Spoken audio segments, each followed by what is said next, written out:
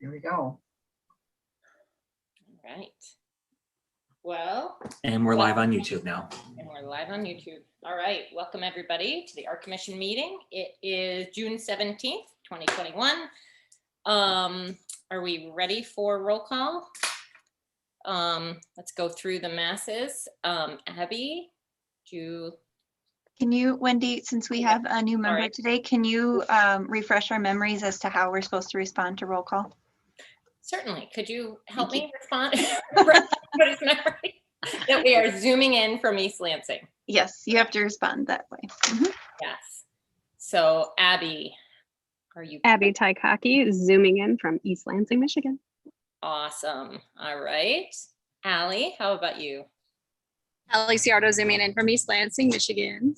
Great. Thanks, Allie. Barbara? Barbara Warges from East Lansing, Michigan. Awesome. Ben? Ben Van Dyke, zooming in from Lansing, Michigan. Great. Thank you. And Toby? Welcome, by the way. Very nice to see you. Oh, hang on. Toby, you're muted. Sorry. At least we're not hearing you, or I'm not hearing you. Uh-oh. There you go. Now we hear you. Good. Yeah, Toby Williams on Zoom from East Lansing, Michigan. Great. Nice to Thank meet you, everyone. Toby. And Karen? Karen Jennings, zooming in from East Lansing, Michigan. Fantastic. Okay. Is that everybody? Am I seeing everybody on the screen? All right.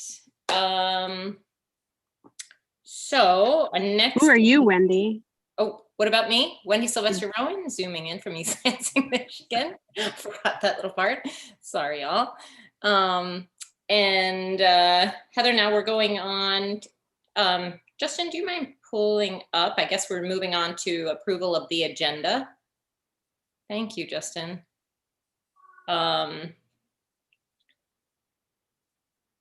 Yeah, so approval of the agenda. Do we have this? Did everybody get a chance to look at that? Are we all set? Do we have a motion to approve that agenda for today's meeting? So moved, Wendy. Awesome, thank you. Do we have a second? I'll second. Oh, go ahead.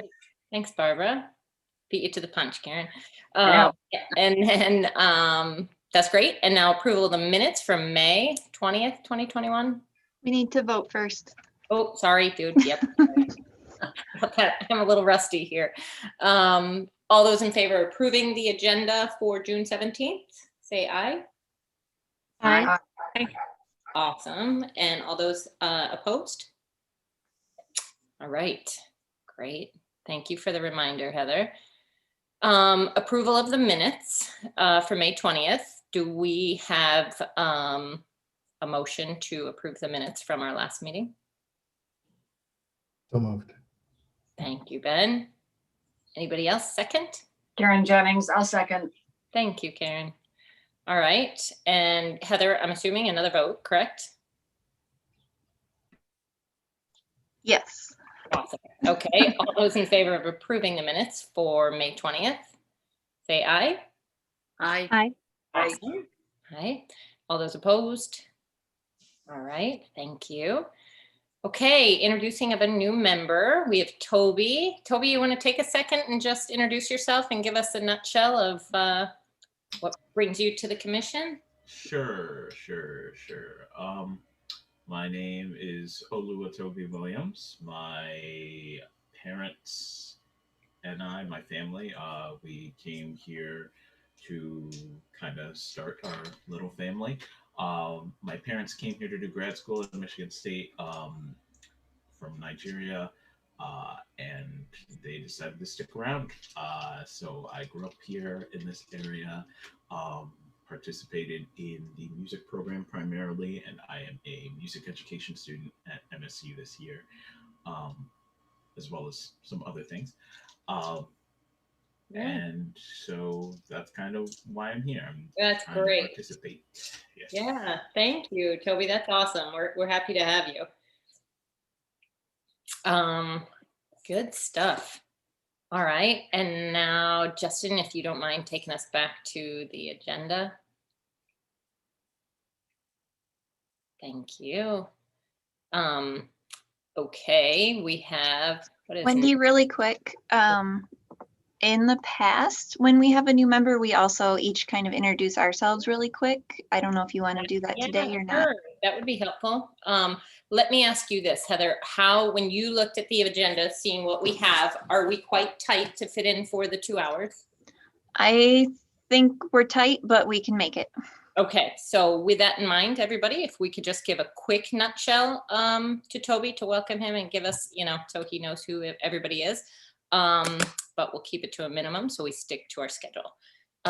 Toby, we met before. My name is Wendy Sylvester Rowan, and I am an art teacher over at Stepping Stones Montessori. I'm also working for the city with arts programming right now, and I have 2 kiddos, one at MSU, one just graduated from East Lansing, and she's heading off to Michigan, and that's about it. That's my nutshell.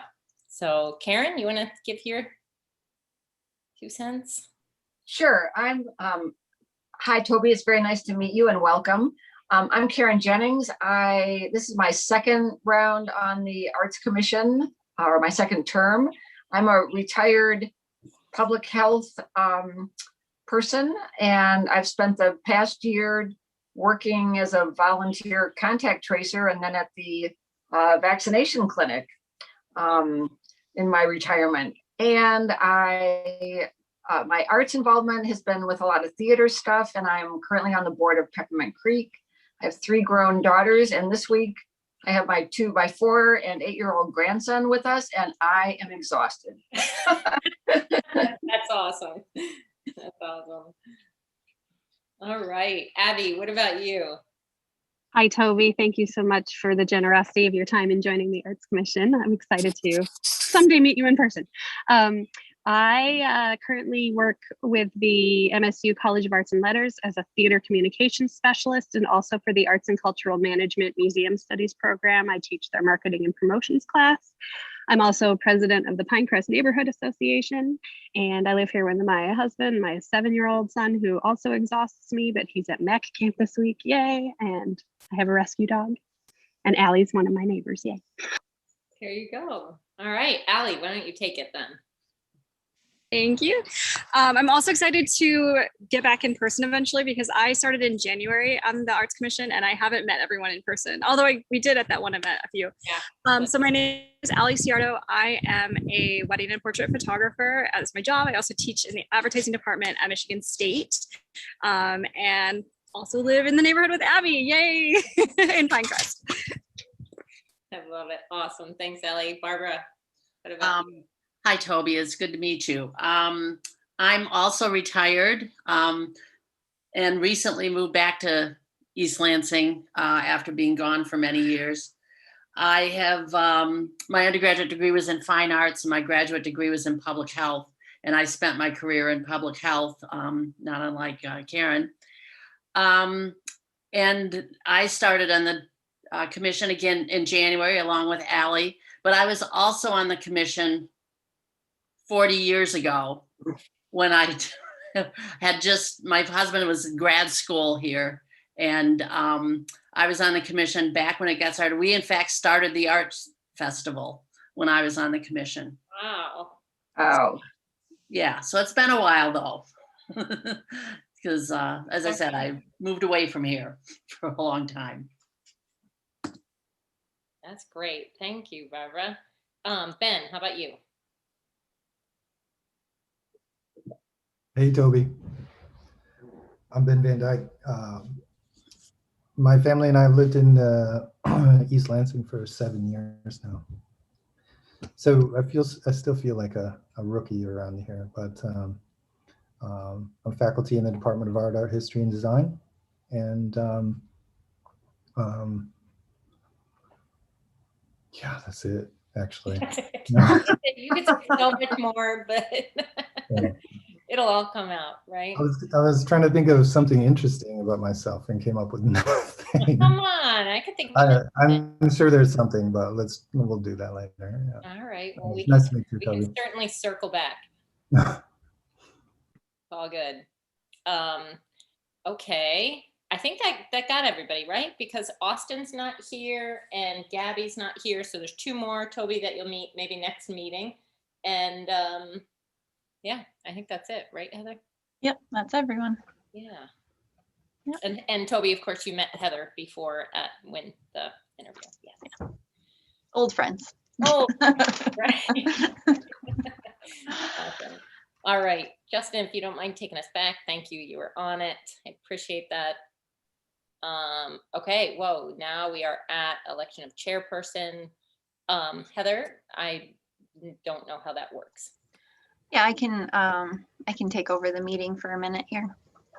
So our chairperson was Laura Scales, and last month was her last meeting.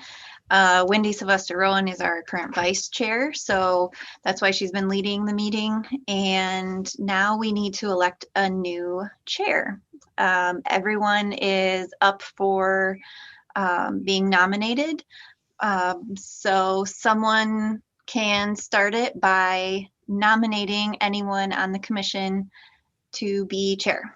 And then we'll have a motion to approve that, or, well, they'll give like a little speech of why I should be the chair, and then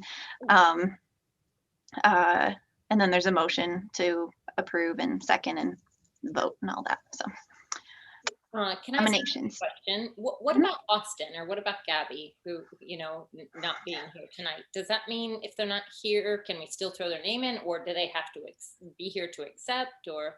They need to be here to accept. So by not being here, they're excluding themselves from it. Yeah. I know that Gabby said she couldn't be present. Like, I know she was aware, but does anybody know if maybe Austin, does anybody have his phone number to just check in and see if by chance he's I didn't hear from him. No. Okay. Bummer. No. All right. I would like to nominate Wendy Sylvester Rowan as chair in reflection of her enduring service to the city of East Lansing. You need a second for that? Is there any other nominations that anyone would like to put forward? Wendy?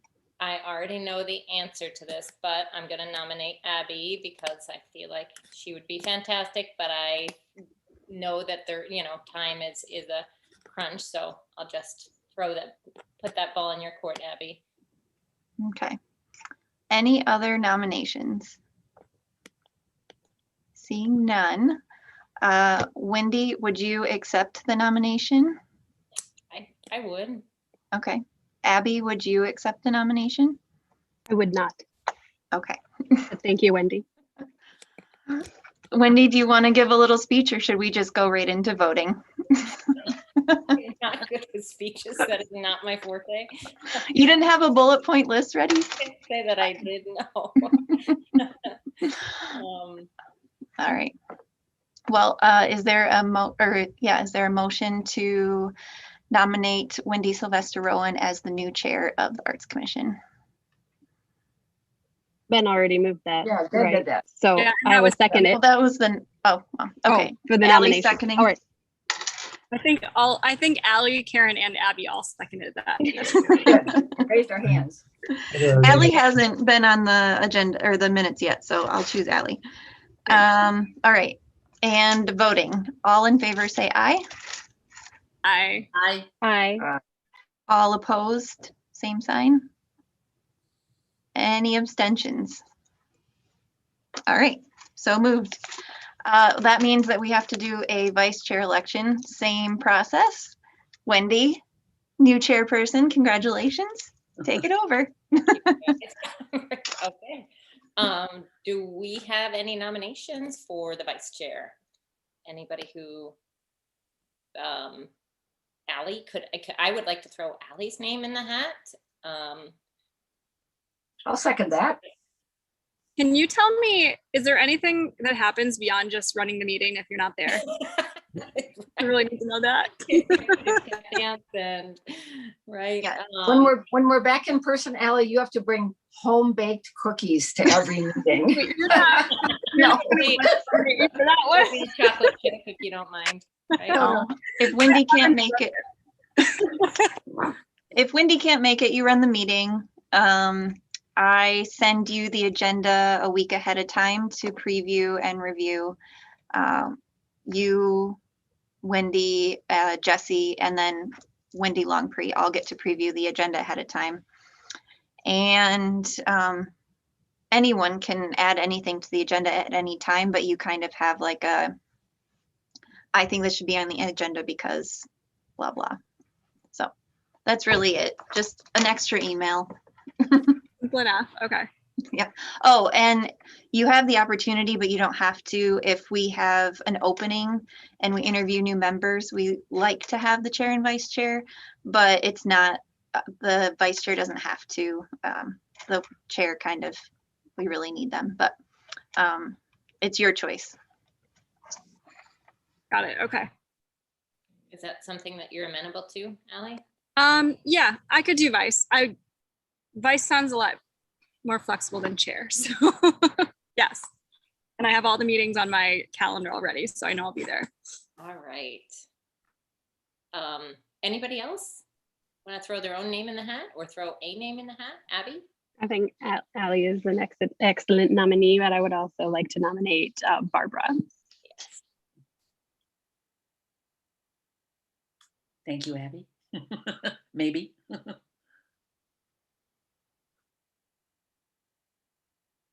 Okay, Heather, I apologize. Where do I go from here? Is there, at this point, we take a vote? Well, Allie Or- said she'd accept the nomination. Barbara, Yeah, would you accept the nomination? Yes.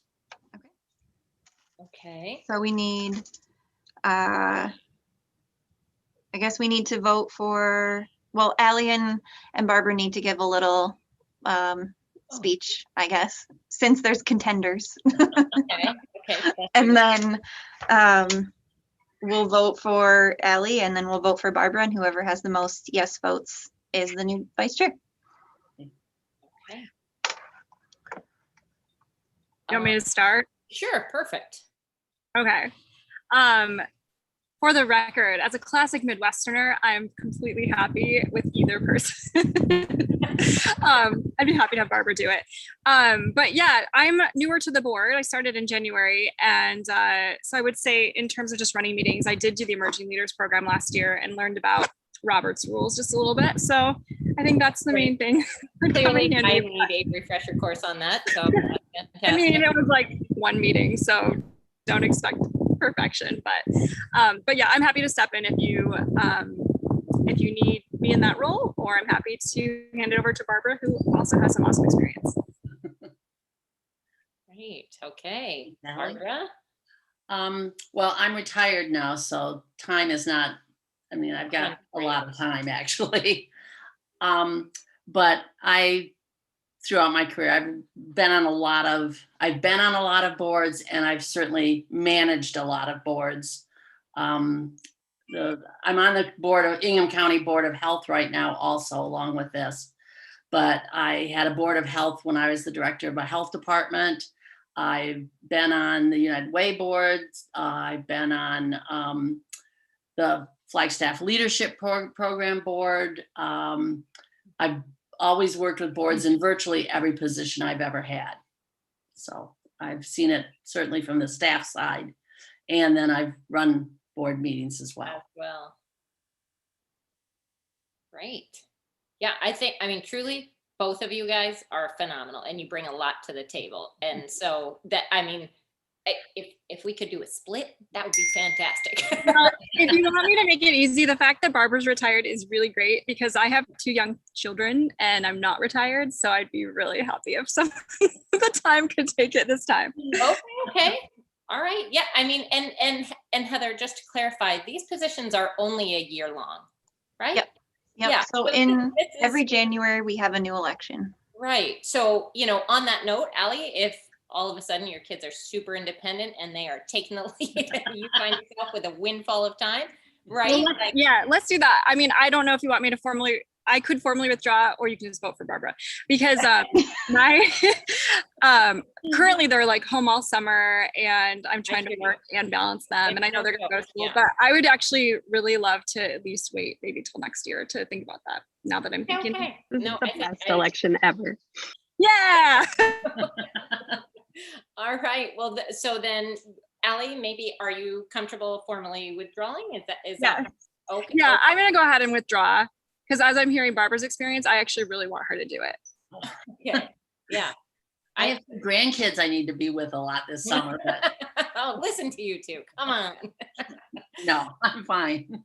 All right. Well, let's take this to a vote then. All of those. Do I have to officially, can I move to elect Barbara vice chair of the Arts Commission? Thank you. Anybody have a second? Aaron, thank you so much. All right. Now, all of those in favor of electing Barbara as vice chair. Aye. Yeah, great. Awesome. Okay. And all those opposed? Ready? Great. All right, Barbara, thank you. Thank you for accepting. And Thank you for your confidence in me. Yeah, awesome. Okay, Justin, thank you. Council liaison, Jesse's not here, so Heather, we just skip over that part, right? Nothing to do. Yep. Commissioners is next, 3.3. Do we have anything? Nothing earth shaking. Okay. Staff, we have the budget. Yep, I wanted to give you an update on the budget. So fiscal year 21 ends June 30th. And fiscal year 22 budget was approved in council the week after your May meeting, whatever that date is. So I shared your fiscal year 21 budgeted versus actual. I thought that was interesting. And then as soon as I posted this online, we received another $25,000 donation from the MSU FCU downtown building. Okay. So that 42,500 add 2,500. So the budget's looking pretty good this year. And we're conservative every year and just estimate that we'll have one developer contribution. So that's what we did. That's the 2,500 in fiscal year 22. And when you're saying 2,500, you mean 25,000? Yeah, that's what I mean. Okay. I just thought, wait a minute. Am I? Okay. Gotcha. Keep going. Yep, exactly. Thank you. The transfer from general fund is for the cultural arts grant. So this year we spent less than the 17.5, which is reflected there. The cultural arts grants reports from fiscal year 21 and anyone using from rollover from 2020 is due June 30th. However, the art festival isn't until August, so that will be extended. Pump Fest or Pump Stock, thank you. That isn't until July, so that one will be late too, but we're getting there. They're getting there. Yep. Sure. Operating supplies, we came in way under budget because I was home using my own pens and pencils, and but contract services, you'll see that we're way over because there was no way we could have planned when we were planning the fiscal year 21 budget that we would have to have closed captioning services. And so that essentially is what that 6,800 is? Yes, that's the only thing that it is. Yep. Yep. And with that, it sounds like actually council is going to go back to in-person meetings in August. So we'll see how that goes moving forward. I know that planning commission is planning on that too. So but none of the other commissions have been asked to do anything yet. So I'll of course keep you updated on that front. Capital outlay, you have spent a little bit of your stash on some exciting art installations in East Lansing this year. But where it gets really fun is when we go down to the bottom and look at the public art fund summary. So your budget is a little bit different than other ones, and you actually get to roll over funds from year to year. So you actually have we can call it a savings account of $139,179 right now. And remember that that is not including the $25,000 from MSU FCU yet either. So you're looking pretty in the black right now. So Heather, I and- have a question on Yes.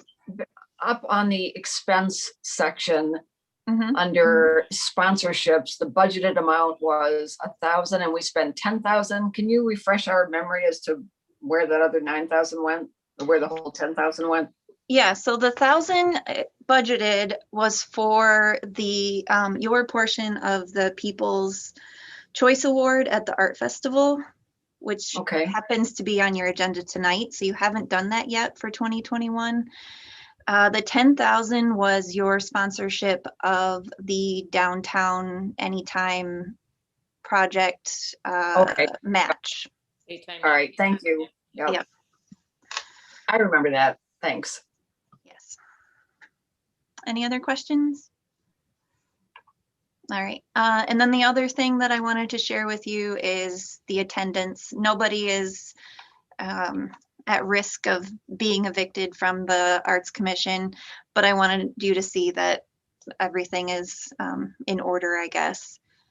The rule is if you're absent 3 meetings in a row without asking to be, the formal word is escaping me, but without asking to have a break, then you are automatically off the commission. So no one's even close. And that's all for the attachments that I have. Other thing I wanted to share with you is that the art festival is moving along positively. I actually was connected with a couple new sponsors today, so we're looking good. We should be done with the planning and on to printing things and mailings in July. So I'm pretty excited to be at this end of the planning process. I bet you are. Absolutely. And that is the full report from staff. Great. All right. Thanks, Heather. Commissioner attendance, communications from citizens. Justin, do we have anybody waiting in the wings? We have no attendees.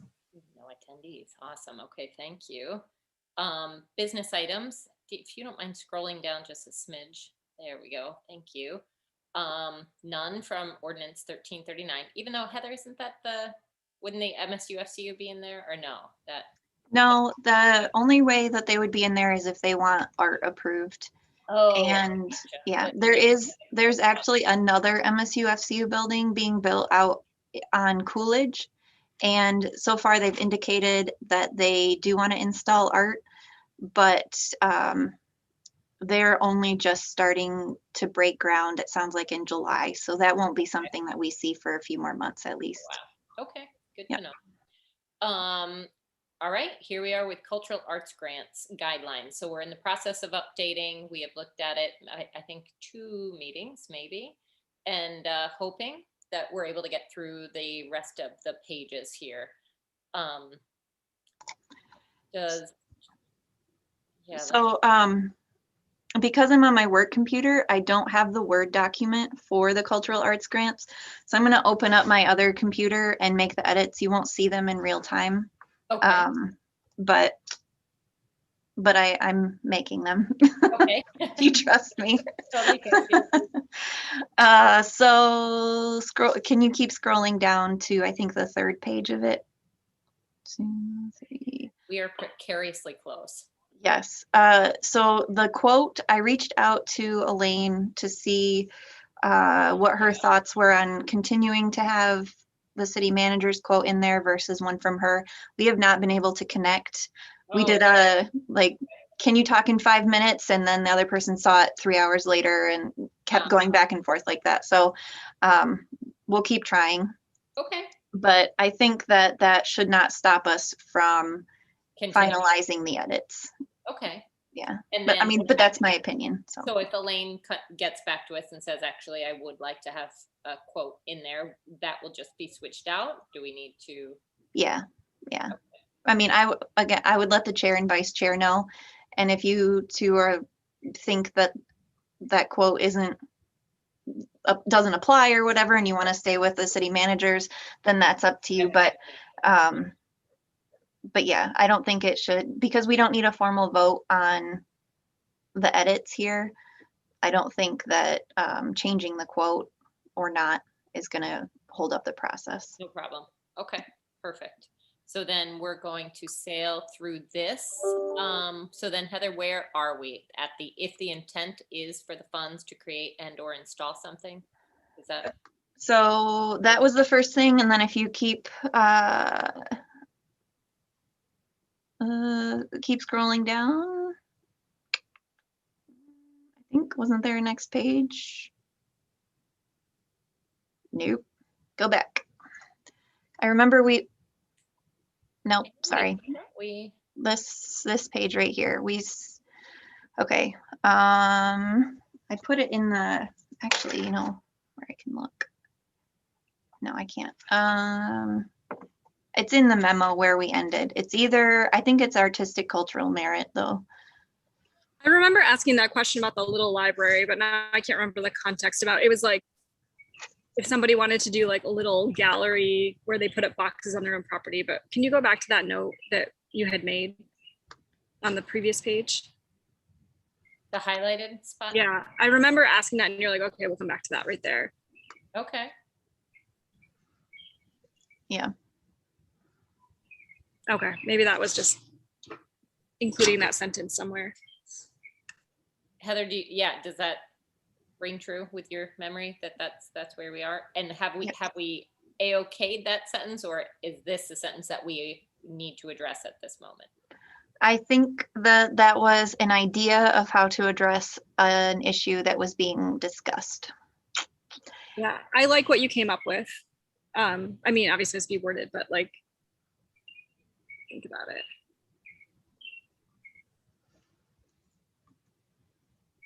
Yeah, I think that makes sense to me. Is everybody okay with that sentence? Yes. Yes. Great. Okay. And then moving down, we were on number 4, artistic cultural merit. And again, Allie, I think you had asked a question and it was like About the rock. 7:29. And so we couldn't answer it. Okay. Yes, because this was talking about describe evidence that the project or event will provide high artistic quality or merit, and it was brought up to the community or I said something about or bringing the community together. Like correct. If it isn't necessarily the highest merit. Like for example, showing off like second grade art in that thing that we sponsored. Yes. On the boards downtown. Maybe second grade art isn't like the highest merit, but it is community building. So something involving the word like community building or community. I can agree more. Absolutely. So high artistic quality, merit, high artistic quality or community merit. Does that mean? Community merit or community building. Does that make sense? Or is there does anyone have a better? Artistic quality. Or community value, perhaps? Yeah. Artistic quality, comma, merit, comma, or community value, or no Oxford comma. I don't know how we're styled. Yes. We decided on Oxford commas. Oh, welcome, Austin. Austin's back. Yes, he's back. Good to see you. I'm glad you're back. Me too. Glad to be here, y'all. Sorry about the lateness here. We got you out of being elected. Yeah, we were hoping you were throwing your name in the hat. But you lost your chance. Rats. I will play.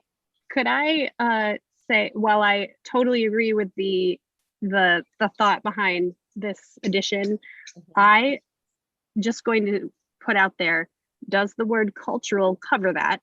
Because cultural is defined as relating to ideas, customs, and social behavior of a society. It's a cultural diversity of people, does the whole idea of community value, is that covered in culture?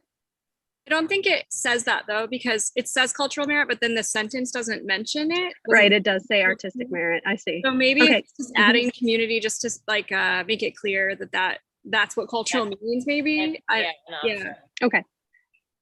I agree. Thank you. I just wanted to clarify. Yeah, no, good point, Abby.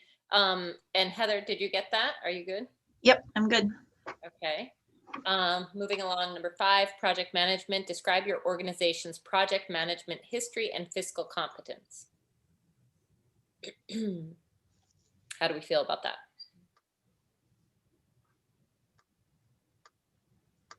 I know, to use an example of a project that came to us recently, it was, and maybe this is fine. All we're asking is the management history. Maybe, yeah, actually, I could be complicating things. I'm actually okay with that sentence. Is everybody else all right? Do you have any other thoughts to add there? Does that imply then that if it's like a brand new thing and they don't have any history or fiscal competence to speak of, is it fair of us to then say that would be, essentially a demerit in our grading scale?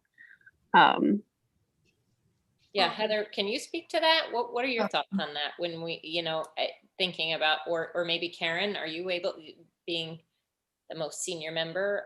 Well, I don't know if it's because I'm the senior member, but for whoever raised the point of, if it's someone, a newbie with a new project and never has done anything before, we want to know what their plan is that shows fiscal responsibility.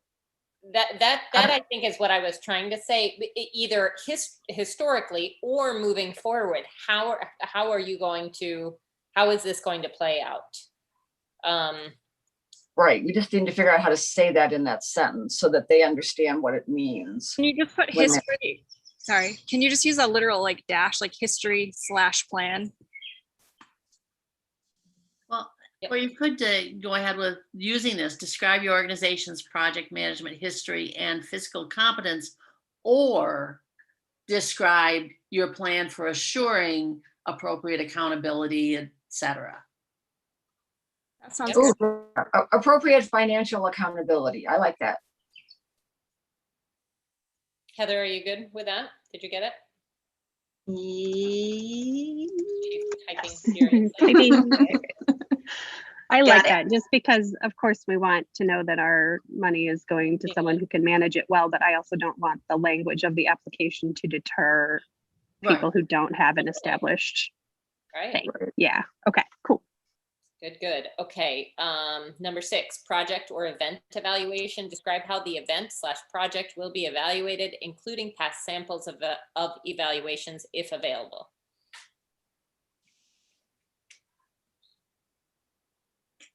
I feel like this is just in the past rounds. This was so weird for a lot of the applicants that I don't know if it necessarily needs to be changed, but how is one of the projects we approved was the pottery supplying shelves. How would they evaluate that? Whether or not they held the wares well, but like attendance for the event, the pottery classes. Perhaps, yeah, because of course that was not an event per se. Well, and some of them were mobile units, like, how many events did you take them to and set up? Like that. That would be sure. That would be something we'd be interested in. Do people reach out to you, Heather, and ask for guidance? Like, just be like, guidance examples are available or something? I don't know. It's like, do they already reach out to you? Yeah, and since we're doing the webinar this year too, I think that's also a great opportunity for anything that we've changed or made more confusing or less confusing. It's a great opportunity for everyone to ask questions. Would it be something to the effect of describe how the event project will be evaluated, explain to like what to you, the artist, would equivocate success? Am I off the mark as to what this is actually, what we're actually asking for there? No, it's a good point. I like that. Like, what does success look like to you as an artist for this project? Right. But I do Right. think if there's a way I to think that- direct them toward a sample also, it would be helpful.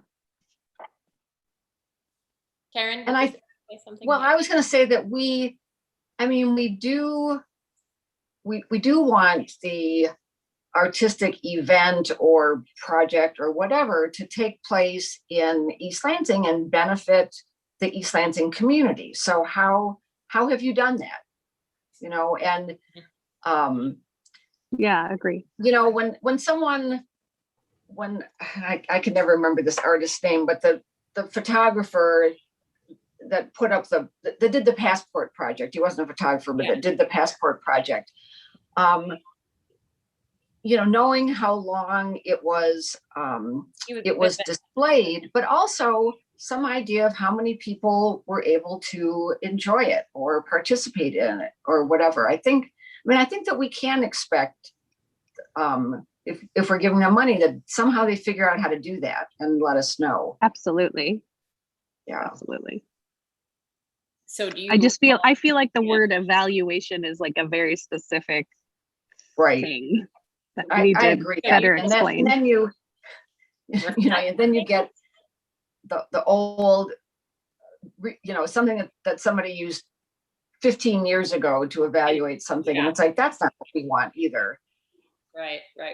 So what about evaluate and reflect, or what? What's the verbiage that we need here? Is it literally, do you want them to literally measure the success of the project? Like, do you want qualitative and quantitative numbers to evaluate this at the end of the day? Yeah, is that what we're after, everybody?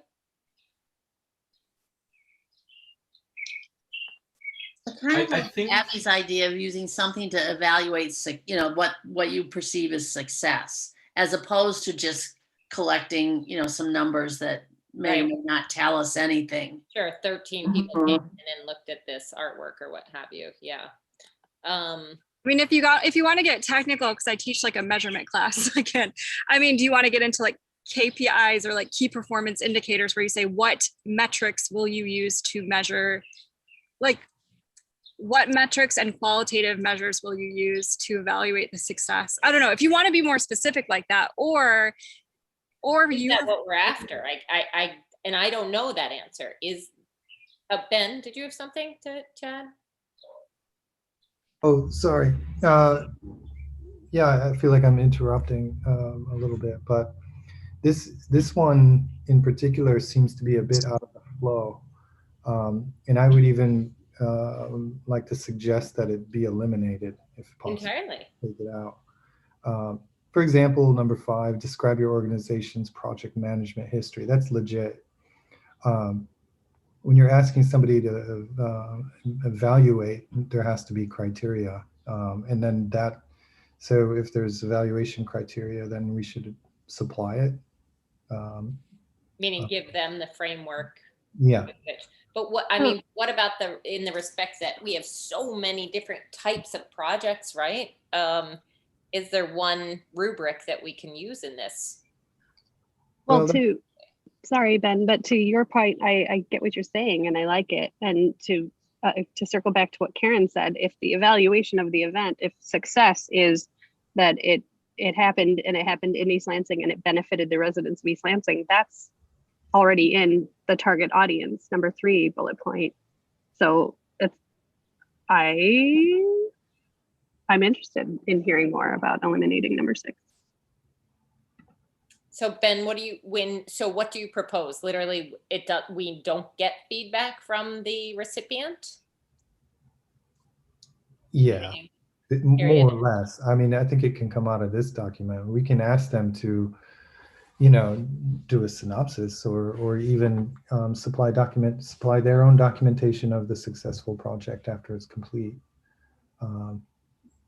something to that effect, but to ask them to evaluate, including past samples of evaluations, for whatever reason, my brain is just it's not clicking in on this one. It doesn't seem to fit.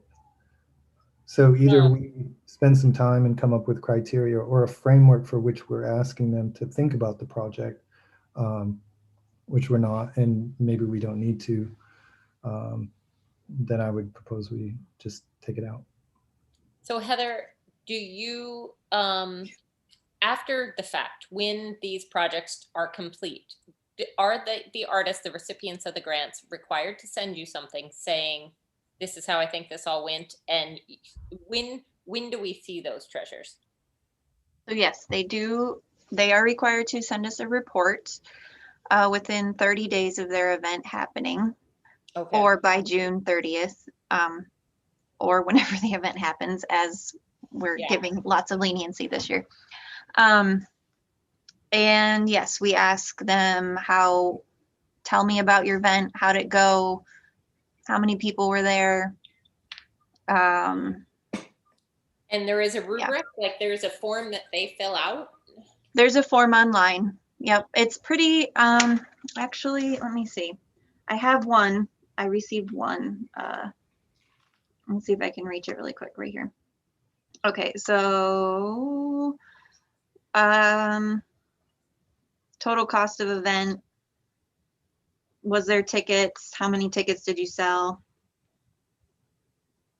And then we just ask them to give us a narrative summary. There's a few bullet points. When and where did the activity take place? What artistic or cultural components were most successful? How many residents and non-residents benefited from the project? Did the funded activity or project change in scope from the original application? How did the funded activity or project benefit East Lansing? Did the activity help achieve organizational or programmatic goals? What evaluation methods were used and what was the outcome? And then we asked for the final budget and then proof of recognition that they recognized us in materials. So. Okay. So I feel like the knowledge that we're going to get that report is say sufficient. that again, Abby. I'm sorry. I think that Ben is on track here, that the fact that we're going to get that report regardless is sufficient. We don't need an explanation of how things will be evaluated or what happened in the past. Because again, asking for past samples deters new artists from applying for these grants or new projects. Because Heather, correct me if I'm wrong, they have to do that report that you just described, regardless of whether or not, I mean, that is separate from bullet point number 6 here, correct? Right. So this, what you're looking at is what you want to see in somebody who's asking you for the money in the first place. Yeah. Right. So in this, and once they get it, then we say, if you get it, you also, along with this money, you have to fill out this form on the flip side. Right. Yep. Yeah. So Ben, I agree with you. So I think this is redundant. Yeah, I think I lean toward that too, since you already have a form. Having only been through a few of these presentations, has anybody ever found that this particular bullet has made a difference in voting whether or not to give somebody money? Fund? I'm guessing not. I've only been through one round, but I found that particular requirement to be more confusing than anything else. Okay, I think I agree then, since there is already a form, that this isn't necessary at the beginning. So, but one of the things that we want to think about, and I agree with everything that you guys are saying, but I think that the person who's applying needs to know, because they're not gonna know what the report that they have to submit at the end of the project back to us. They don't know what is entailed in that until they actually get the grant. So this is a way of letting them know that we are expecting a final report.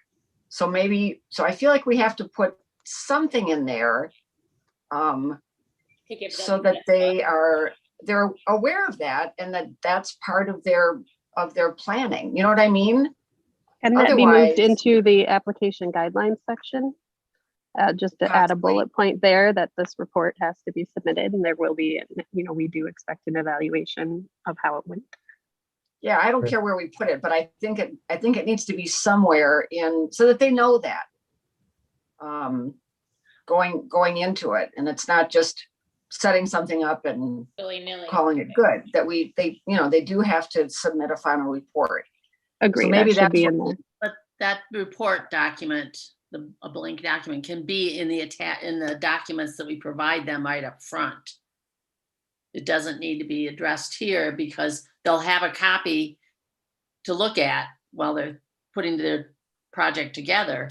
And that will tell them what they're going to need to do so they can include that in their planning process. Is that correct, Heather, that they would have that form upon applying? They don't have the report upon applying, but we can include it. I do have in the program schedule And that is 12. on page 2. It says program reports due June 30th, 2022. So that is mentioned. So they have a little bit of a heads up when they're applying. Karen, do you feel that's Could sufficient? we expand on what a program report is in a bullet point in the application guidelines section right under that? Yep. I'm thinking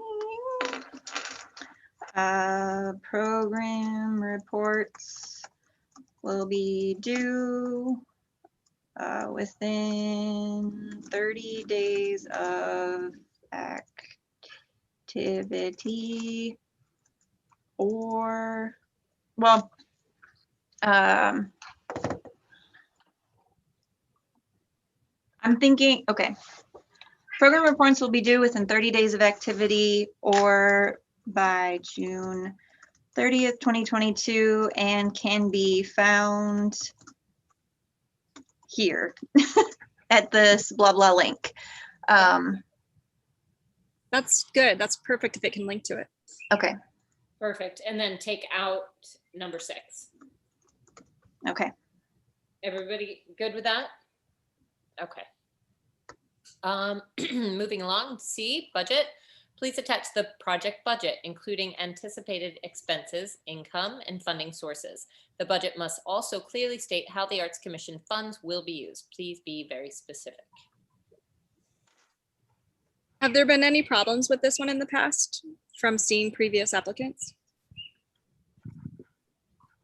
Well, there was a problem with, I wouldn't call it problem. I think there was a misunderstanding with an applicant in the last one who shared her budget but wasn't clear, wasn't clear about where the money would go. And yeah, and she wasn't funded, and that was like the main reason, was because of her budget. And I remember the discussion we had about that, and I'm wondering if it would make more sense to have a budget form to provide to them that is pretty specific in what they have to include on it. So it's not so we don't end up in the same scenario. Yeah, and everybody has the same document to work with. We don't end up with a lot of different approaches to how people budget. They end up having to fit it into the categories we've identified. I think, to me, that would certainly make it easier if I was applying for this to know exactly what information is being requested and put it in a way that, there'll be a spot for each of the specific things we want to see. I completely agree. Whenever I've had to write a grant, the best grant process is where they were like, here is the form, plug in your numbers. Yeah. Yeah, I think that would be really helpful. I know that's not something we can whip up on the fly right now, was but just could that be gonna say something we that. develop for a future meeting? Heather, where's your thought on that? I do have thoughts because the commission is hoping to make this go live on July 1st. My thought is that we develop a sample budget and share it with applicants during our webinar. And that's something we review, and then we make it available on the website as well. Just being completely honest with you, I don't think that I can develop a fillable budget by July 1st. I like the idea of a sample budget for this year, and maybe that's our goal, And another maybe we- thing to do yeah. next year. Yeah, Add it to the list for the following year. is that doable for you, Heather, then to just say, like, see a sample successful budget here or something like that and link to an example? Yes, if the webinar date is my goal. If July 1st is my goal, then no. Okay. No, I don't think it needs to be July 1st. Okay. I think the webinar makes sense. When is the webinar, Heather? It's the 28th, July 28th. Okay. Provided there's something that allows people to get a feel for, okay, this is what an option for a successful budget looks like, then they can do freeform on their own, whatever makes more sense for them and their specific situation, I think would be helpful just to look at. Sure. Mhm. So Yes, absolutely. Okay, is everybody okay with that? And perhaps we tackle and make a form this coming year once we have a little more time. Okay. Moving along, D, letters of support and support materials. Please attach any current letters of support and or other support materials, no more than 5 pages total. Support materials, support materials ideas, photos of past events, images of proposed artwork, letters from individuals who support your work or support you, etc. I would suggest changing that to support materials may include, as opposed to saying ideas. Or ideas. I agree with you. They include but are not limited to. Yeah, Yes. that's fine. Did you get that, Heather? Sounds Yeah. good. I also have an idea if everyone else is done. Please. Well, I was just gonna say, I think we want the letters to, at least I do, to be current as opposed to 12 years ago. Recycled, yes, right. I mean, if, But I mean, we do say in there, please attach any current letters of support. I don't Yeah. know how more specific we can be other than not approve them when they come with a packet that's been, recycled Yeah. a few times. Does anybody have any ideas, or Karen, do you have any, specific thoughts as to how we would? Define what current means. I can just yeah, I don't know put how you define current more than current. That's pretty definitive, I think, but yeah, maybe bolded all caps. No, just joking. That's rude. We don't want to do that. I can do bold italic though. I don't think that, or even just italic, I don't think that doing that would, Yeah, it accentuates it. It's trying to draw attention to the fact of, listen, if you're asking for money, please do your homework.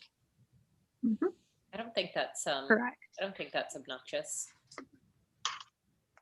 And maybe it is obnoxious, but it's still okay. Okay. So you guys, I have a question though, because we, in seeing the applications that come in, some have letters of support, some don't. So this is just another, if they don't have them, then they don't get the points for that section, right? Is well, that, they can do photos of past events, images of artwork. It doesn't No, I- have to be letters of support. right, I understand that, but sometimes we don't get that stuff. So Yeah, I don't have does anybody have an example of the rubric that we Yeah. grade these I things on in think front of them? Is it think on it's there? a point area. Yeah, I think it is a point area. So Mhm. yeah. Okay. No, I see what you're saying, Karen. So I don't recall that form, but I'm wondering if what we need to do is, I think, letters of support are good, or some kind of support materials. But what if we still include it, but then assign a number of points that won't make it that's going to cost them absolutely no matter what else. Everything else can be fine, but that's enough points that they would lose the award, as opposed to, just making it's good to have, but not necessary in terms of the pointing. Not a deal breaker per se. Yeah. So I have the grant score sheet. I should have attached it today. I'm sorry. The additional items, which is what we're talking is about right now. There's four different things. Each one is worth 5 points. So the first one, support materials are included, letters, sample evaluations, etc. The second is the project is unique or is being implemented in a creative or unusual manner. The third, the project includes additional partners and demonstrates broad financial and operational support. And the fourth is other. Yeah. And Heather, I think that my memory is correct on this. Like a few grant cycles ago, when we only had $10,000 or whatever, it was more competitive, and we did use the scoring system. The last couple of rounds, we haven't scored them. I'm so glad you said that, Karen, because I know my brain is sometimes not attached, but I had zero recall of using them. But now we haven't scored them. We haven't done it. Mm-hmm. Yep. So Wendy found the commissioners weren't using them, and so she just didn't attach them the last couple of years. And then last year, I think it was an oversight. I think a couple of commissioners asked me for them, and I emailed them separately, but I didn't share with the whole commission. I think you did, because I remember them being there. I remember scoring them and then being ready to discuss those scores, and it just didn't come up. Okay. But Exactly. I did also want to say that I do remember we added the criteria of, our bullet point about DEI, but that we did not reflect that in the scoring. Mm-hmm. And so I did, maybe if we make letters of support materials optional and not factor into our scoring, we could either replace other or leave other, but we could replace that with our, a demonstration of an impact in the areas of diversity, equity, inclusion, whatever language we added earlier in the application about that, so that also factors into the scoring. I was going to recommend that also. Great minds, I don't know how to. I have a question on support materials. Just thinking again, having only gone through a couple of these myself, one of them was a website, and like the idea was for the project to be online.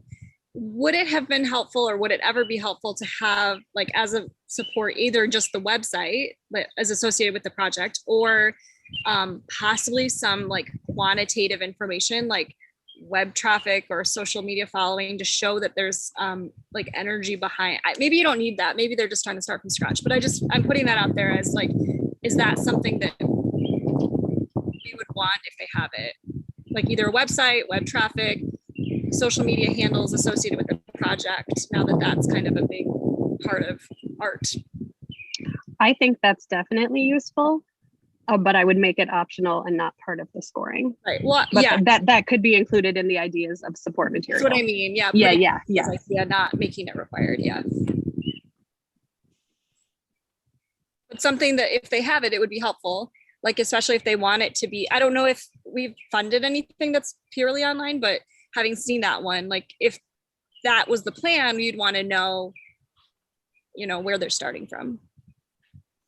So the art festival went virtual last year, which means that my only way of counting things was online. And I did use that in my report. You did? Okay. Yeah. But obviously I'm, a part of this process. So I hear the whole discussion. But yeah. All right. Okay. So are we comfortable moving on from this? Heather, do you feel like you have the? Yep, I've got a couple marching orders. Okay. There's one more page, it's the quick grant application page. Pretty straightforward, but if there's anything else that you would like added or removed. That 15%. Oh, that's right. Yeah. All right, I'll highlight that because I don't remember the exact language, but I'll fix it. Okay. Okay. All right.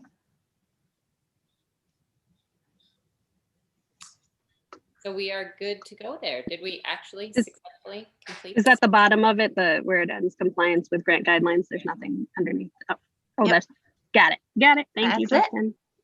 Oh, yeah. I do use the for office use only section, so. Yeah. Good. All right, we'll leave it. That's for you. All right. So Heather, are we good with this whole kit and caboodle? I think so. I think I'll be able to get this updated and online and released July 1st. Great. Thank Thank you. you. Great. Mhm. And all right, now we are, how are we on time? 6:30, 6:36 actually. We've got a little less than an hour. People's Choice Award. Yes. So that's me. The East Lansing Art Festival has a history of doing a People's Choice Award for an artist during the festival.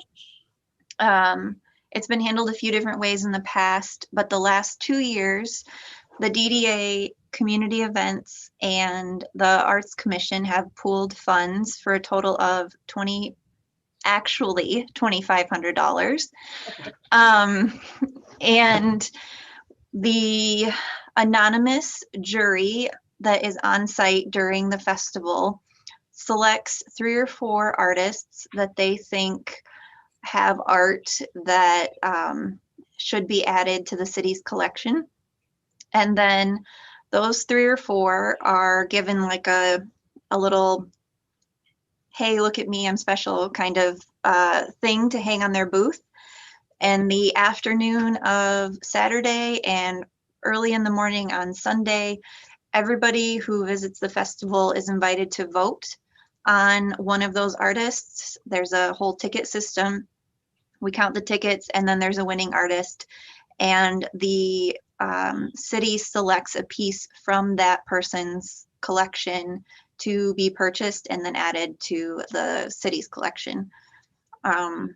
Last year, obviously there were no booths, but we had an online voting process with Metal piece, right? That one? Yep, with live votes on Facebook. It was really fun.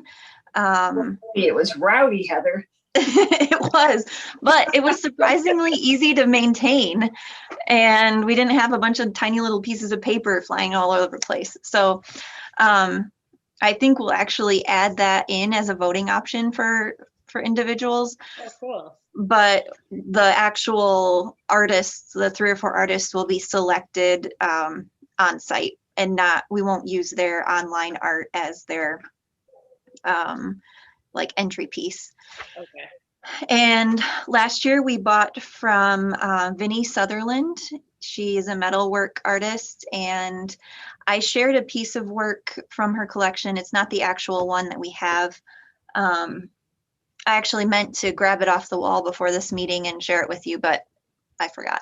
But it's really cool, and I actually had the honor of it hanging in my home for a few days before I was allowed to come into City Hall and drop it off. So it was really special. And it's just really special to me because I got to actually be the one who selected it. But community events has $500 to put towards the award. I'm coming to you next, and then I will go to the DDA and ask if they would like to be a part of it again as well. So that's the process. Need from us a motion to, or this? Yes. I mean, the motion is suggested. Motion is already there. Mm-hmm. So you just need somebody to make that motion. If you would like to contribute, if you all are like, no way, then we can just move on. But if you would like to contribute, then yes, a formal motion is required because you are designating funds from the Public Art Fund Right. for this purchase or for this award. I feel like Okay. Toby should read that motion. The suggested motion is I move to contribute $1,000 from the Public Art Fund for the People's Choice Award, People's Choice Purchase Award at the 2021 East Lansing Art Festival. So that is the suggested motion. And does anybody want to move with that suggested motion? Barbara, I'll move. Awesome. I'll second. Thank you, Barbara. Thank you, Karen. Karen, you're welcome. Okay, all those in favor, say aye. Aye. Aye. Aye. All those opposed? None. Okay, Heather, you're on. Thank you, everyone. I'm excited. I Yeah. love, So great. we usually brag, the art festival usually brags that we have about $6,000 in artist awards from various sponsors. And this year we actually have close to 10,000. So Really? even though the Ooh. festival is smaller, we have a larger artist perk. So Yeah, I'm great. Nice. excited. So That's wonderful. All right. Well, moving on, we've got L5 and beyond. Suggested motion. Oh, wait, do you want to tell everybody what the sitch is with this? yeah, so if you could click on the agenda item report. Thank you, Justin.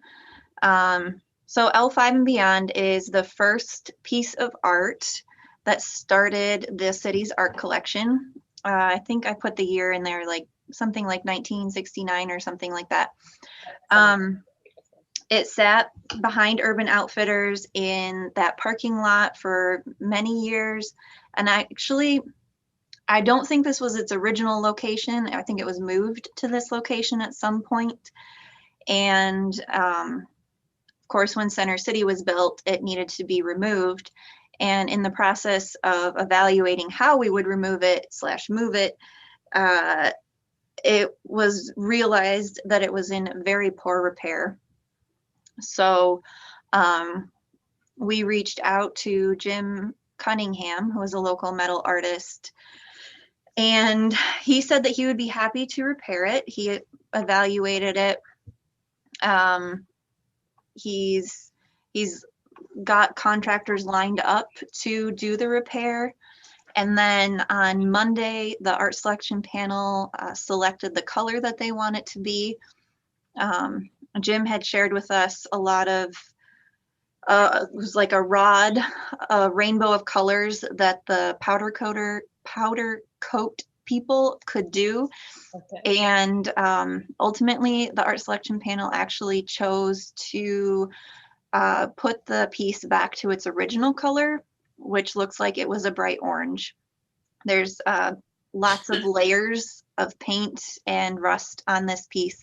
So it will be sandblasted and powder coated. Jim Cunningham has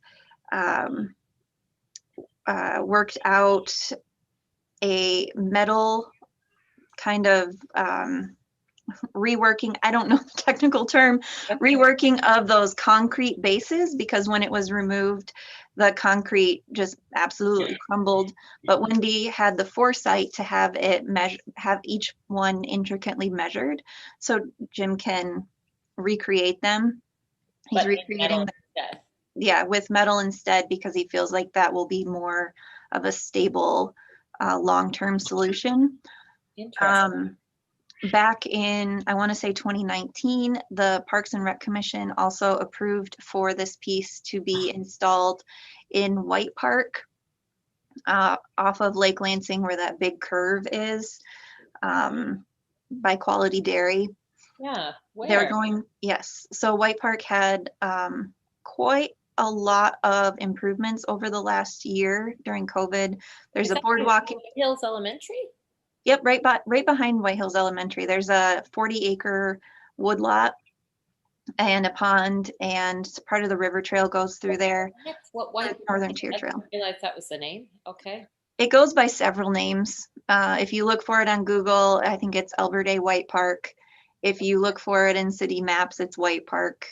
I think there's one other name that it goes by as well. But anyway, so they've done a lot of improvements there, and they're actually going to be in the next year reorganizing that intersection. So it'll just be a regular, I think a 4-way stop there instead of with the curve and all of that. And it'll become a Welcome to East Lansing Plaza. So the idea is to install this refurbished piece in that Welcome to East Lansing Plaza and be done with it. But right now it's in pieces in storage at DPW in one of their cold storage barns. So anyway, the ask today is if you would allocate funds from the Public Art Fund for the refurbishment and installment of this piece at White Park. And there's an estimate that Wendy pulled up of how much that will cost. Jim is doing the refurbishment at no cost to himself. And so the city will be working with each contractor separately. He's just kind of orchestrating it and making sure that it all happens, I guess, properly, because he's the expert. And I personally really appreciate that. So the estimate that Wendy proposed in the memo, can you scroll back up to the memo, Justin, is kind of an approve up to this amount to be spent. It may not be all, but it could be up to that amount. 15,000. I move to approve up to 15,000 from the Public Art Fund budget to be used for the refurbishment and installation of L5 and beyond. Second. Thanks, Ben. Okay, all those in favor? Or wait, discussion? Do we have discussion now? Discussion. Any discussion before we vote? Just trying to find it on a map. Is it off of Lake Lansing, or is it in that? I'm looking right now.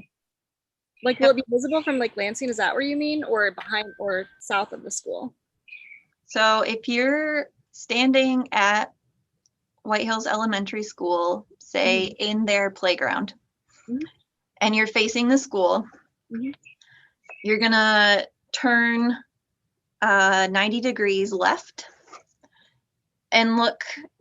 You'll see the parking lot and a pavilion for White Park. And then beyond that, there's a new paved trail. Crusher Finds, I think, is the proper term for the type of trail. And Quality Dairy is just right up there on your right. Yep. Okay, cool. Just making sure. Yep. So it's that curve where the Quality Dairy is. Okay, so it is very visible. Mhm. All right, awesome. Okay, anybody else? Any other discussion? No. Okay, let's put it to a vote. All those in favor of setting aside $15,000 for the refurbishment and installation of L5 and beyond, I'll say aye. Aye. Aye. Aye. All right. Aye. Any opposed? Great. Thank you. We are moving right along. Time check 6:48. Is this where we are? 5.5. Okay. I'm confused about this next one. Choose a sustainable future sculpture donation. Heather, if you want to give us a lowdown on this. Yep. And actually, because I had a question from a commissioner after the agenda came out, I have a little bit more to add, more information to add to this, because I had actually forgotten about the beginning of this whole process. Okay. So pre-COVID, Jim Cunningham, yes, the same person who is refurbishing L5, came to us with this piece. And he didn't have it created yet. He was working on the sample for it, but he wanted to donate it to the city, and he wanted it installed at Valley Court Park. At that time, the commission had a discussion, and they chose, what they wanted to do was accept it with the condition that it would not be installed in the city I guess the city park system, but instead we would raffle it off kind of to the highest bidder to add to, the money would be added to the Public Art Fund. That is actually not something that is allowed by city staff to do. So in order to do something like that, Jim would have had to do the raffle himself. And Wendy, I think I led that meeting and I didn't realize that at the time. And so when Wendy Longpree and I talked afterwards, she said that we would kind of table it and see if we could figure out something else. We tabled it, and honestly, we forgot about it because COVID happened and everything went crazy. So when Jim came to us a couple months ago and wanted to donate it, Wendy and I went and checked it out, and there's a few images of Wendy standing next to it actually, because he ended up actually creating it and building the full-size one through COVID. This piece is the good one, the good angle, I guess, because Wendy is about 5 foot tall. So this piece is huge. So he created it. He reached out to us again. And Wendy has actually been working on a lot of Patriarch Park refurbishments. And part of what's involved in that is making the park greener. So we'll have a solar park at Patriarch Park. I think that it supplies most of the energy for the park once it's all hooked up to the grid and all that. And so Wendy thought that this piece would be really perfect as kind of the focal point for the park. We have other art pieces in other parks. One specifically that she reminded me of is the batter boy or little batter boy out at the softball complex that was purchased by the Parks and Rec department and installed. So anyway, she thought this would be a great addition to the park. So what we're asked, but to make it safe, we have to do some landscaping around it, kind of build up the landscaping in a raised bed. And you'll see, so the part where, well, yeah, so this is the mini version he has installed in his garden. It's about 3 feet tall. So this is all that will be seen.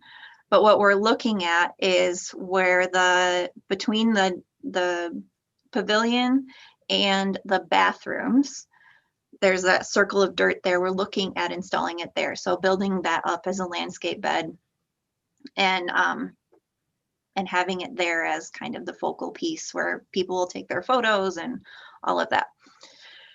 Wendy is asking for the Public Art Fund to fund the footings and landscaping around it. However, Parks and Rec will do any maintenance that comes along afterwards. And they're estimating that to be about 10,000. Was it 10 or 20? What can you go? It was 10. 10. Okay. Yeah. So that's where we are with that. So I guess and maybe this is an addendum, a separate subject or a discussion that is launching from this specific comment.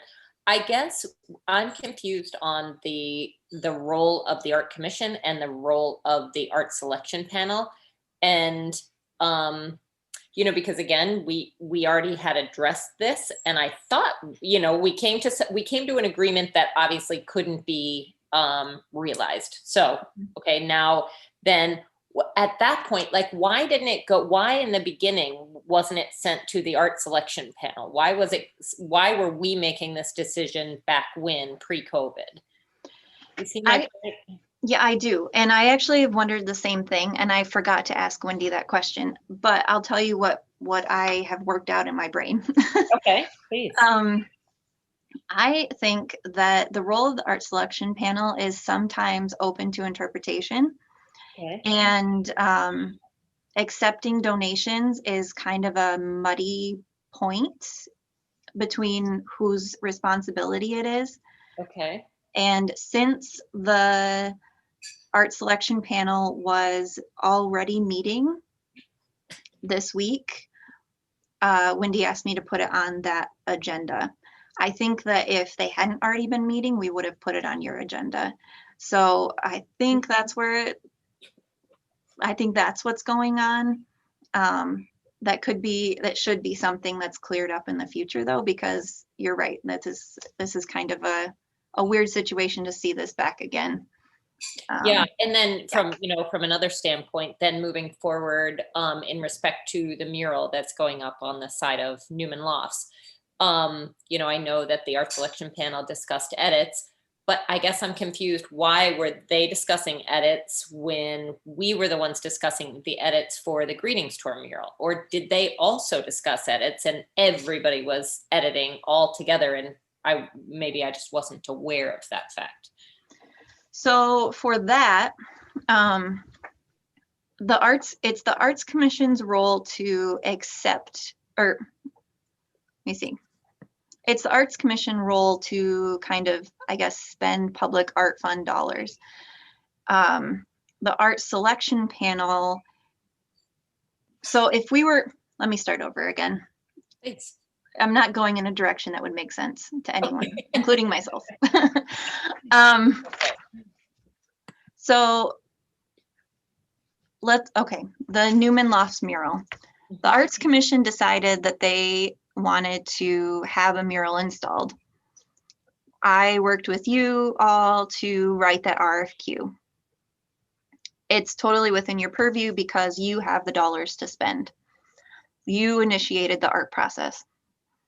But then the art selection panel reviewed all of the applications and selected the next round.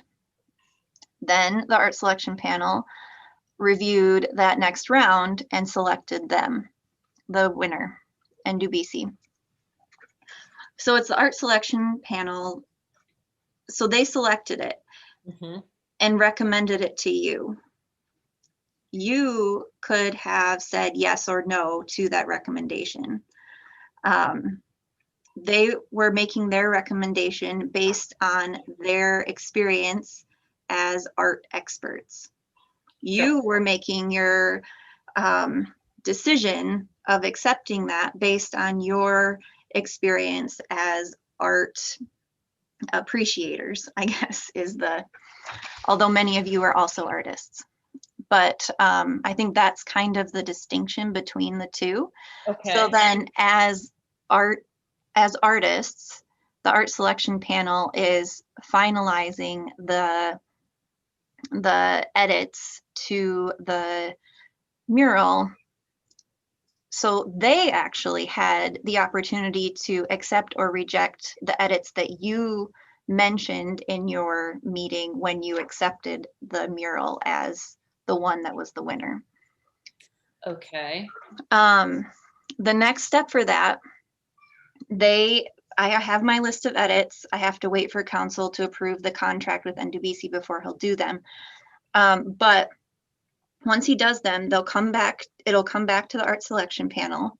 They'll say, yep, this is how we wanted it. Thank you so much. We recommend a final approval to the Arts Commission of this mural. Arts Commission will have the final say over the whole project. So you'll see. At that point, can we, Yeah. where does the, so compare that process then to the greetings tour mural. When we went through, I felt very detailed critiques of, the Native American scene, the black squirrel, moving it from one letter to the other letter. Those were specific items. Was that a fluke that we had that say? So there was part of it was a fluke, but most of it was right on track with the separate roles and responsibilities of each of the groups. So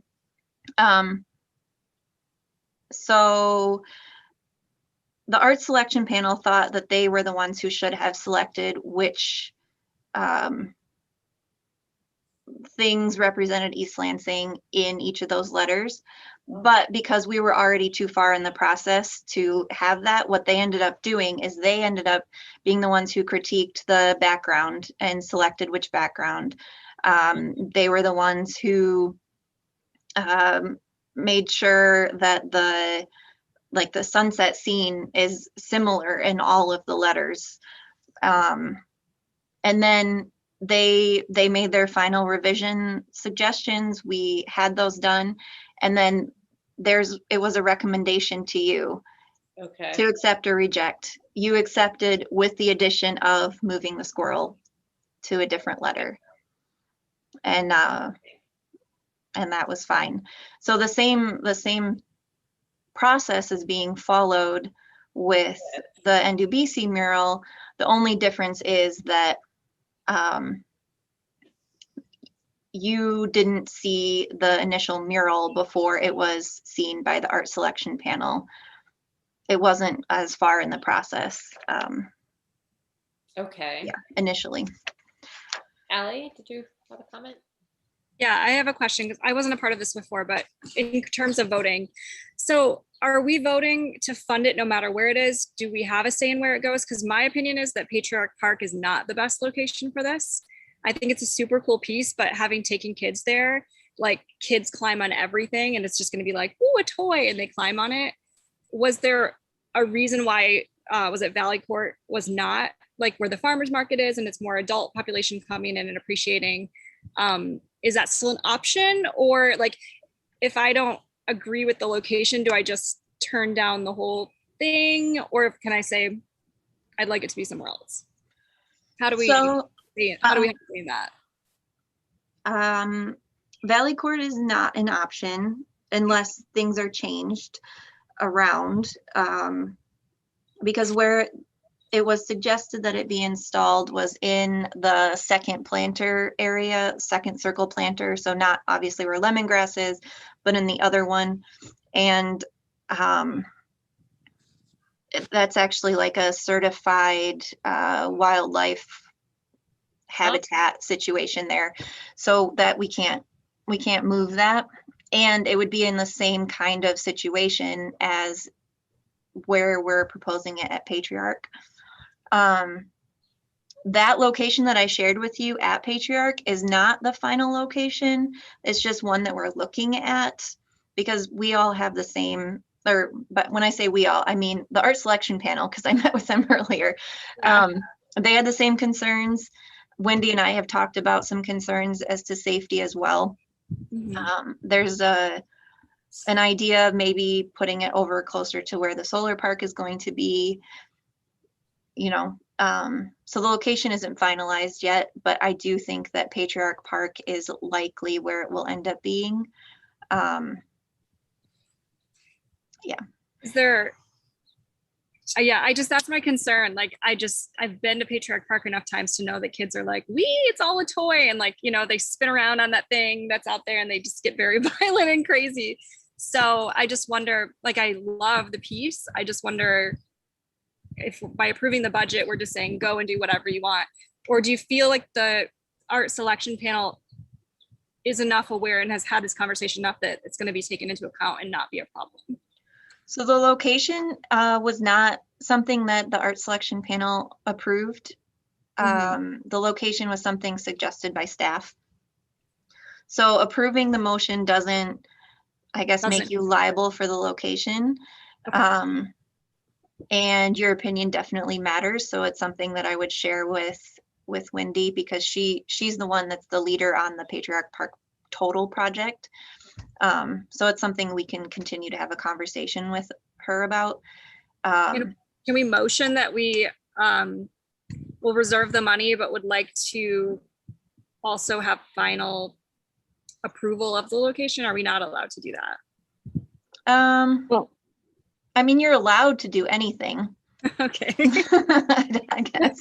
Yeah. But Karen. Oh, wait. I was just gonna say, Allie, I have had the same thoughts all the way through this discussion. Attractive nuisance is the word the phrase that comes to mind for kids, both not only in the solar piece, but also in the L5 piece being, kind of in not a real public area. You know what I mean? There's a lot of isolation there. And that sculpture also terrifies me with kids climbing on it and hanging from it and edges and all of that. So I'm curious, Heather, about does the city have a safety manager that's looking at, that's part of the discussion of when things are installed about public safety. We don't have a Right. safety manager. Why don't we make somebody that is going to be concerned about the safety aspect of it for kids. I mean, it's something at this point, it's something that staff just keeps in mind. But no, there's not someone specifically looking at that kind of thing. I can definitely talk to Wendy about both of the locations of these sculptures and see if there's anything else we can do. I mean, I know that we're planning to put a do not climb sign, but you know, people like, you know how often that happens. They're right. Find that amusing. Abby, you've had your hand up there. Sorry. Yeah, that's okay. I just wanted to add that in our original discussion and review of this application for this donation, the reason we rejected it was because we have so many pieces by Jen Cunningham already. They're all very similar. I also think the piece is gorgeous. I like the tie-in between the solar parks and the other piece that he has at the other solar park. But I just wanted to make a note of that in this review, is that the reason the commission originally said no to the donation was because we're curating the art collection of the city, and we wanted to make sure it was a diverse representation of artists. I also wanted to note that I'm looking in my binder from when I got brought on here, and it it does say that the process for donation is that a potential donor would submit a proposal to the Arts Commission. We would do an initial review. Following the initial review, the artwork is to be reviewed by the art selection panel. They will evaluate the proposal based on the goal of the public art program, and after evaluating the proposal, make a recommendation back to the Arts Commission, who ultimately seeks authorization. And so this is just crazy now, because we reviewed it and passed judgment on it. It never went to the art selection panel. We didn't follow the proper process for this donation to begin with. And I don't know if this is a hill I'm willing to die on, but we need to make sure we're sticking to the process that is set before us on these things. So does the original review now not count because we didn't do it right? And are we back to square one? I just wanted to, in terms of process and protocol, clear that up. Sure, right. And I specifically remember this discussion. Megan Holland was, voiced her concern that we already have multiple pieces from this artist. One of our jobs is to curate appropriately. So I thought that was an interesting point. Ben, what are your thoughts? Thanks. Abby brings up a whole bunch of things, and I'd like to put some support behind. How long ago did this commission decline the offer? I think it was 2019. Okay, so why is it back again? How? Because Parks and Rec wanted it for a specific location during a park refurbishment as a focal piece. Is that common for Parks and Rec to show up with a specific request like that? Parks and Rec does have, they do have art on site on many of their parks that they spend the money out of their own budget on. And because this isn't because it's not being asked for the Public Art Fund to pay for the art, that's why Parks and Rec is able to do that. But we are asking for the Public Art Fund to pay for the installation. So I guess that's where the foggy line is. Yeah.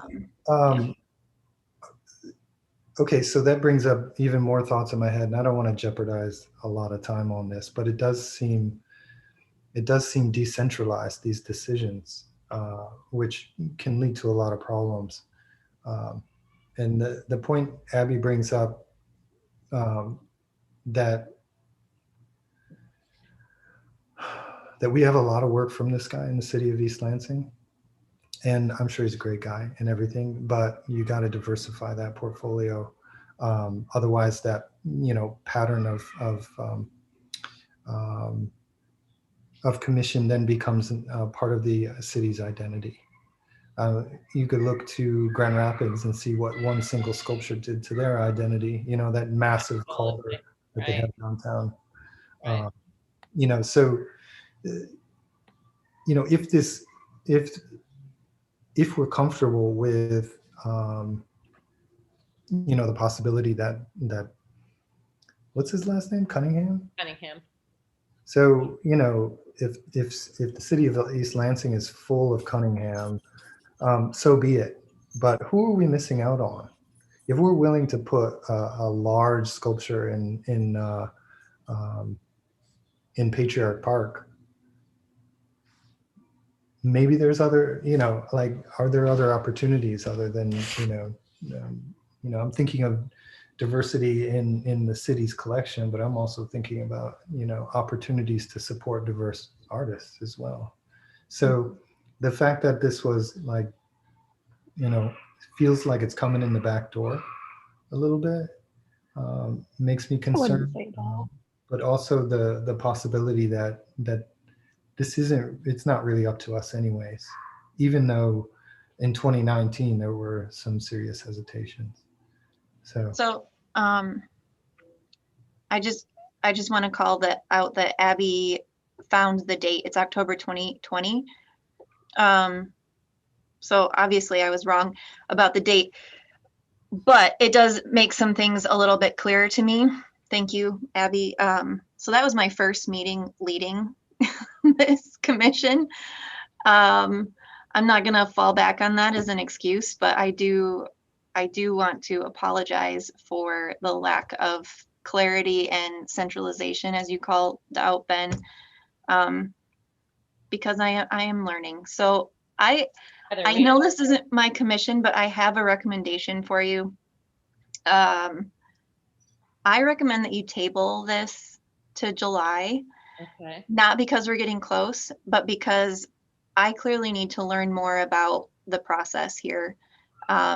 Like you said, Abby, it is actually clearly defined in the bylaws, and we need to follow the bylaws. So yes, the Parks and Rec can choose to have their own art, but since the acceptance of the donation is a little bit foggy now, I feel like we need to have some clarity on that for you to make an informed decision. But that's my opinion. Abby? I wanted to say, please don't put this all on yourself. We all received this packet of information and we all participated in not following the process either.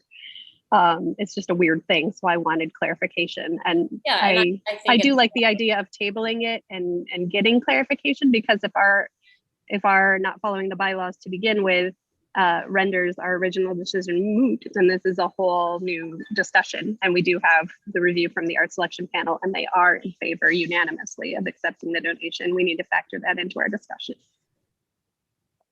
I'll just add, let me just follow up and say this one thing. Heather, I don't think you did anything wrong. I think you're fantastic at your job, honestly. I don't think this is you. I think the decentralization of decisisions related to art and acquisitions for the city, if my understanding is correct and it's decentralized, I think it's going to cause a whole lot of problems in the future, and that this one is just one example of a lot of people talking about the same thing but not talking to each other. So that's just me thinking. Okay. No, I think those are all really, really good points, and this is a learning opportunity and something. Obviously, we got to get our ducks in a row moving forward. So I think this is good. This is good discussion points. So. So we need a motion in order to table this discussion, or we just plain table it? No, you can just table it and move on. All right, we're gonna table that and move on. And last item, which we're sneaking in here because it's 7:15. Heather, what do you want to give the explanation on this? Yeah. So it's a quick, you don't need a formal motion, just a general consensus, but frequently the August meeting of the Arts Commission is canceled. And currently you don't have anything for the agenda. I don't foresee any Ordinance 1339 projects that will need to be discussed in August. But the reason that it's often canceled in August is because there's a lack of quorum even when there is a meeting, because people just need a rest. So travel as well. And to be completely honest with you, August 7th and 8th is the art festival. It's going to be really difficult for me to pull together an agenda for you that has any type of coherency. I will, and because I love you, but I wanted to put that out there as an option for you, and let you make the decision. So okay. August meeting is scheduled on my birthday, so I move that we cancel it. That we celebrate Abby's birthday instead. All right, so do we have a second for Abby's motion? I can second that, Allie Ciardo. Awesome. And are we discussing at this point or taking a vote? You don't even have to vote. I think Heather said we just need consensus, Oh, we just, right? okay, Yeah. yes. So Heather, are you good with that? We're good. I'm good with that. Thank you. I'm so glad you're good with that. Awesome. All right, you guys, we did it. 7:17. Quick recap. We approved the agenda. We approved the minutes. We introduced a new member, Toby. I hope that wasn't too painful of a first meeting for you. It was really great to have you here. We did not have, we elected a chairperson, and thank you for your confidence. And Barbara, I'm glad you're on board as well.